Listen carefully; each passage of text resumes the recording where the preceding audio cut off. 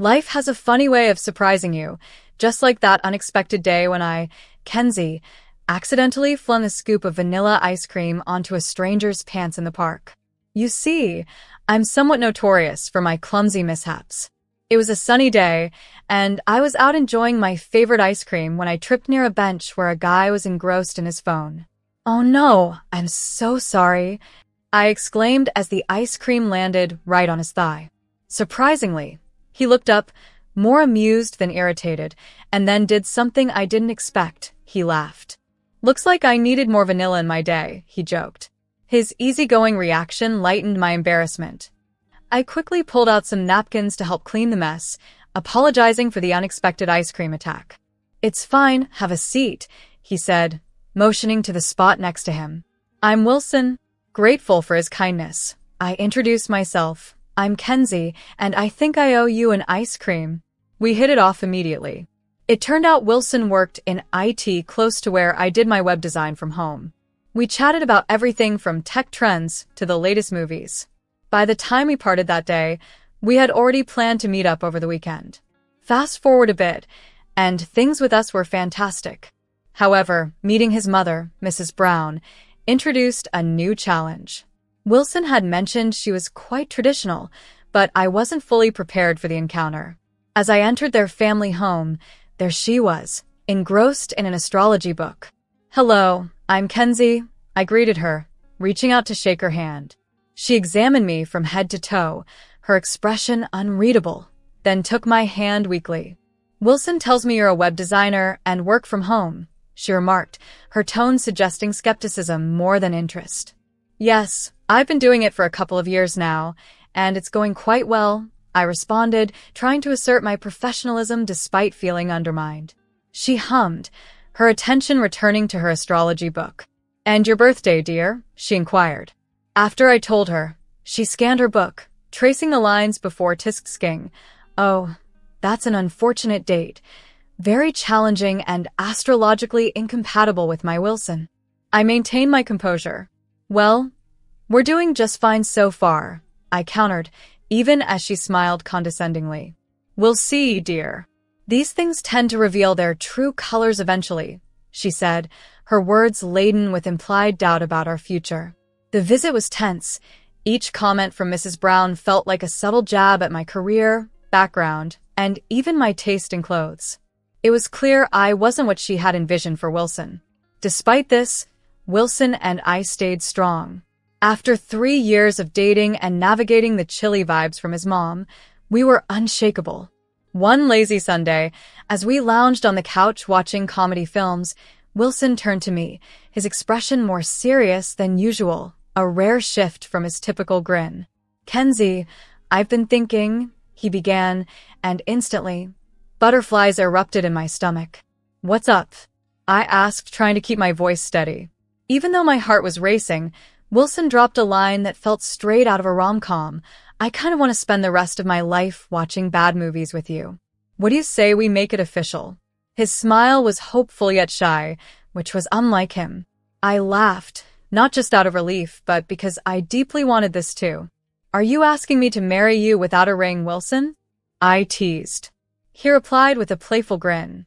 "Damn right I am, but I promise I'll get you a ring that'll make up for this not-so-grand proposal." As he pulled me into a hug, I realized just how much I loved him. Planning the wedding, however, turned into quite the spectacle, especially with Mrs. Brown offering her unsolicited advice at every turn. One evening, as we were choosing wedding invitations, there she was, hovering over my shoulder like a hawk, scrutinizing the floral design Wilson and I had chosen. "You're not seriously considering this design, are you?" she frowned. "Mom, it's what we want." "I like it," Wilson quickly defended. "I like it too," I added firmly, determined not to let her steamroll every decision we made. "It's your wedding," she sighed, clearly displeased, but remember, the invitation sets the tone for the entire event. The wedding day arrived quicker than we anticipated, and it was perfect, beautiful, even, despite Mrs. Brown's constant presence. Wilson looked absolutely dashing, and as I walked down the aisle toward him, his wide grin was all I needed. Our ceremony took place outdoors under a majestic old oak tree. The officiant was a close friend of Wilson's, someone who knew us both as a couple and not just as individuals. Do you, Kenzie, take Wilson to be your lawfully wedded husband, to have and to hold, from this day forward, for better, for worse, for richer, for poorer, in sickness and in health, until death do you part? The same vows were repeated to Wilson, and as we exchanged rings, it felt like a triumph, not just over Mrs. Brown's snide remarks or the wedding stress, but against every challenge that had tried to derail us. You may now kiss the bride, the preacher announced, and Wilson didn't hesitate. As our lips met, cheers erupted around us. It felt like a scene from a movie, only better because it was real and it was ours. After living together for 3 years, buying our place was the next big step. We spent weekends touring homes, weighing features, and balancing desires against our budget. One sunny Saturday, we found a house that almost perfectly met our criteria, charming, with a spacious kitchen and a large backyard. The only issue was the swimming pool. I had shared my fear of water with Wilson, a fear stemming from a childhood incident where I nearly drowned. Since then, even bathtubs made me uneasy. But Wilson, ever the optimist, was enamored with everything else about the house. Kenzie, I know it's got a pool, but hear me out. Everything else is perfect, and we're getting it for a steal, he reassured me as we stood in the backyard. I considered his words, taking in the beauty of the home and the incredible deal it represented. Okay, I finally agreed, deciding that the right home, even with a pool, might be worth facing some old fears, especially with Wilson by my side. I was quite clear about my hesitation to approach the pool, and Wilson knew this well. He wrapped an arm around me reassuringly.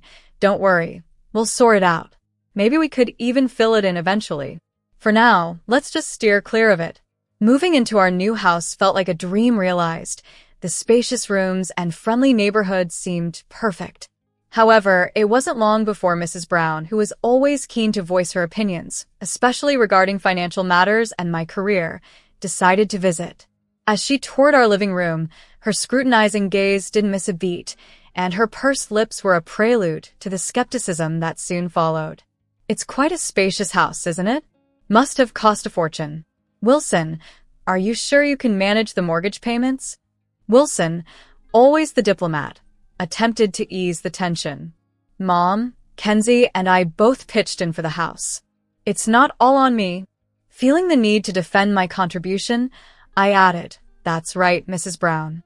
I also work, you know. My web design job pays well and contributed significantly to our ability to purchase this place. She scoffed, dismissing my profession. Working from home on your computer all day? That sounds more like a hobby than a real job. The rest of her visit blurred into a series of tense smiles and swiftly changed topics. Once she left, I exhaled a long-held breath, and Wilson comforted me. Ignore her, Kenzie. We know our truth. We're in this together, and that's what counts.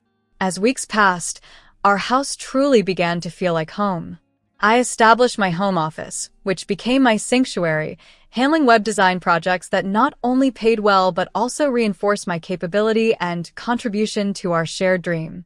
Wilson took care of the yard and the pool, which I avoided. It was another sunny afternoon when Mrs. Brown dropped by under the pretense of delivering some of Wilson's childhood items, but her true intentions soon became apparent. While attempting small talk in the backyard, her gaze drifted to the pool and she questioned, Kenzie, I never see you or Wilson swimming. Don't you use the pool?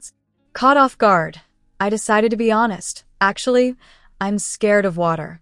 I had a traumatic experience as a child and almost drowned. I've been uneasy around pools and large bodies of water ever since. Her expression morphed into one of disbelief or disdain. It was hard to tell which. That's quite unusual, isn't it? A grown woman afraid of a little water, she scoffed, and embarrassment flushed my cheeks. I attempted to laugh it off, but the discomfort lingered. Later, I learned that our conversation was more than just awkward. It was the start of a gossip chain. Mrs. Brown, in her so-called wisdom, had shared my fear with her friends and family, embellishing the tale to portray me as mentally unstable.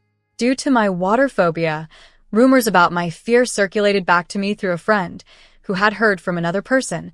Kenzie, is it true what they're saying? That you're too scared to even look at your pools? Feeling hurt and betrayed, I discussed the matter with Wilson, who was equally surprised by the gossip. He did what? That's it, I'm talking with her.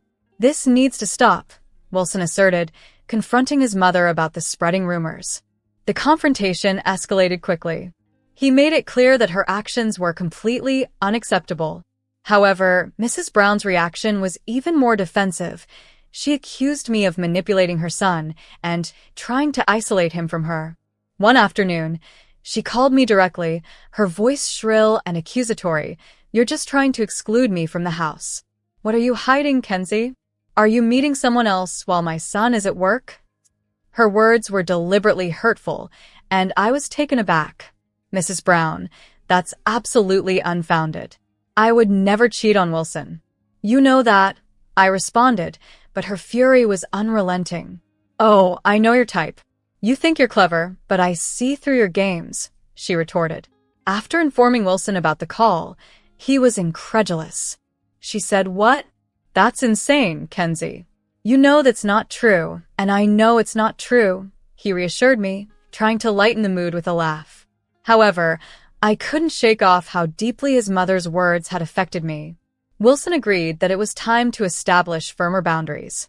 We decided that his mother's visits would be less frequent, and he would be present whenever she came over to mediate any potential issues. However, life took a strange turn a few weeks after our last confrontation with Mrs. Brown. I began to notice odd occurrences, small things that might seem trivial to others, but to me felt like ominous signs. It started with a sense of being watched. This first happened at the grocery store. A prickling sensation on the back of my neck made me feel as though someone's eyes were intently focused on me. Turning around, I'd catch fleeting glimpses of people looking away. Then at the laundromat, the feeling resurfaced. I was folding clothes when that eerie sensation crept up again. Looking up quickly, I saw a man standing across the street, staring directly at me. I blinked and he vanished. You're being paranoid, Kenzie, I muttered to myself as I hurriedly packed my clothes. The real shock came one evening at home while Wilson was still at work. Engrossed in some web design tasks, I felt that unnerving stare again. Peering out the window, I saw the same man from the laundromat, faintly visible under the dim streetlight, unmistakably watching. Panic set in. I called Wilson, my voice trembling. Wilson, I think someone's been following me. I've seen him a few times now. Wilson's response was soothing yet unsettlingly calm. Kenzie, love, you're probably just tired. You've been working hard. Why don't you take a break? Despite trying to accept Wilson's rational explanations, the disquieting feeling persisted. I took up yoga and meditation, hoping to find some peace, but the anxiety of being watched remained unshakable. Then, one evening as I was leaving the grocery store, it happened again. As he appeared again in the parking lot, I was prepared this time. Quickly, I pulled out my phone and captured a photo before he could disappear. Now, I had tangible evidence, not just uneasy nerves. That evening, when I showed the photo to Wilson, I saw realization dawn on him. Okay, that's definitely not normal, he acknowledged. Later, as we walked home from a nearby restaurant, Wilson's instincts kicked in. He grabbed the arm of a passerby. It was the man from the photo. Why are you following my wife? Wilson demanded, his voice filled with tension, his grip firm. The man, caught off guard, his eyes shifting nervously, finally let out a resigned sigh. Look, I'm a private investigator. I was hired to keep an eye on her, that's all. Wilson's confusion turned to anger. Hired by who? He pressed. Your mother hired me, the investigator admitted, his tone almost apologetic. She wanted proof of infidelity. Furious, Wilson immediately called his mother. Mom, what the hell are you doing hiring someone to follow Kenzie? That's it, you're out of our lives until you can act like a decent human being. The conversation was intense, and by the end of it, Wilson was visibly shaken. He apologized to me profusely as we headed home. The next day, determined to protect our privacy, he bought cameras for every corner of our property. No one's going to invade our privacy again, he promised as he installed them. After the ordeal, Wilson suggested we take a vacation to get away from all the drama. Let's just go somewhere peaceful, Kenzie. Just you and me, he proposed one evening as we sat on our couch, the silence of our home feeling overwhelming. Eager for a respite, I quickly agreed. We settled on a secluded cabin in the mountains. The fresh air and stunning scenery provided the perfect escape. It was just us, no distractions, no prying eyes. Surrounded by the serene beauty of nature, I felt my stress dissolve. We spent our days hiking and our evenings cuddled by the fire. I was able to breathe, laugh, and simply be myself again. Returning home from the mountains, I was radiant, not only from the sun but also from a newfound joy. I was pregnant. We discovered the news a few weeks after our trip, a happiness profound yet mixed with a hint of anxiety. Wanting to protect our little miracle, I chose to work from home to keep the pregnancy private, especially from Mrs. Brown, fearing the stress she could bring. As my 9th month approached, and it became harder to conceal my condition, Wilson and I decided it was time to celebrate openly. We planned a modest baby shower at our home, inviting close family and friends. Despite everything, I felt it was right to invite Mrs. Brown. Taking a deep breath, I dialed her number, my heart pounding. After 4 rings, she answered. "Hello, hi, it's Kenzie," I said, trying to maintain a calm voice. "I wanted to share some news. Wilson and I are expecting a baby. We're having a little gathering next week to celebrate, and we'd love for you to join us." As I invited Mrs. Brown over the phone, there was a brief pause, long enough to stir a flicker of regret. Then, unexpectedly calm, she replied, "I'll be there." The day of the celebration arrived, and our home buzzed with the warmth of family laughter and the cheerful speculation over whether our baby would be a boy or a girl. I mingled among our guests, often resting a hand on my slightly protruding belly, comforted by the gentle nudges of our unborn child. However, the pleasant atmosphere was soon clouded by my greatest concern, Mrs. Brown. Throughout the event, she maintained a distance, but didn't hold back her harsh whispers, hinting to anyone who would listen that I was faking my pregnancy. "Look at her, barely any bump at 9 months. She's made it all up to trap my son and take his money," she spitefully claimed. To my relief, her words didn't find fertile ground. The guests shared knowing looks and eye rolls, familiar with her relentless criticism and dismissing her claims as just another of her exaggerated tales. Yet, Mrs. Brown was undeterred. "I'll prove it to all of you," she muttered angrily as she left the gathering, her face a mix of fury and embarrassment. Compelled by a mix of dismay and a desire to resolve the ongoing drama, I followed her to the courtyard near the pool. "Can we just talk? This isn't true, and you know it," I pleaded, my voice steady despite the turmoil within. Her face twisted with anger, and she snapped back, "Save it. I know what you're up to." As I turned away, hoping to end the fruitless conversation, I felt a sudden, forceful shove from behind. Losing my balance, I stumbled towards the pool's edge. The familiar fear surged as I plunged into the water, the panic of my childhood drowning experiences engulfing me. As the water closed over me, everything turned dark. When I regained consciousness, I was in a hospital bed, surrounded by the sterile beeping of machines. Wilson was beside me, his expression drawn and worried. "How's the babies?" I managed to croak out, my voice laden with fear. He gripped my hand, his eyes moist. "The doctors, they had to perform an emergency delivery. He's in intensive care now," he murmured, his voice shaking. Tears overwhelmed me as the gravity of the situation hit.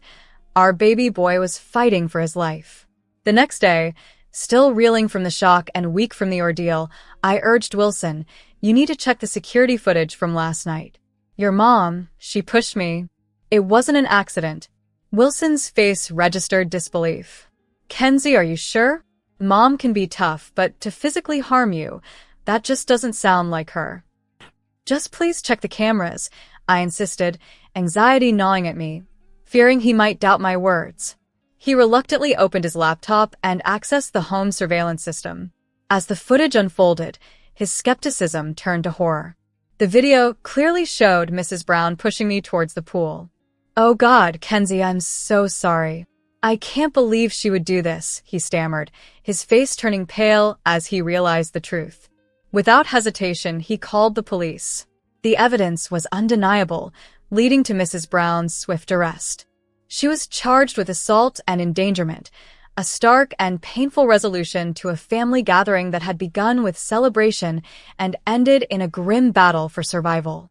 During the trial, Mrs. Brown's defense claimed that her actions were meant as a joke, an attempt to expose what she believed was my fabricated pregnancy.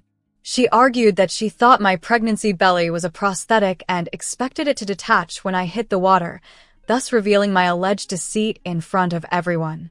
However, the video evidence and witness testimonies from the party told a starkly different story. The jury saw through her explanation, dismissing it as an implausible excuse for her dangerous actions. She was found guilty of assault and reckless endangerment. The judge, stern and unyielding, handed down a 3-year prison sentence and ordered her to provide substantial financial compensation for the medical and rehabilitation costs associated with our son's premature birth, a direct result of the stress and trauma caused by the incident. To cover these fines and the compensation, Mrs. Brown was forced to sell her home. As our son navigated his early months, he faced numerous medical treatments and therapy sessions to aid his development, which had been hindered by his early arrival. This period was tremendously challenging for us, filled with frequent hospital visits and constant concerns. Yet, through relentless care and a series of medical interventions, he began to show signs of improvement. Throughout this ordeal, the bond between Wilson and I only grew stronger. Our love for each other and our son deepened in ways I had never imagined possible. As Mrs. Brown's release date drew near, I took a decisive step to protect our family's well-being. I successfully petitioned for a restraining order against her, which prohibited any form of contact with us, especially with our son. It was a difficult but necessary decision to ensure our child's safety and to prevent any further disruptions to our lives. One evening, as we put our son to bed, Wilson shared a tender moment with me, reflecting on our journey. "You know, despite everything, I feel lucky. We have each other, we have him, and we have a future," he said, smiling softly. This conversation marked not just the end of a distressing chapter, but also the beginning of a new one, a story of hope, healing, and happiness for our family.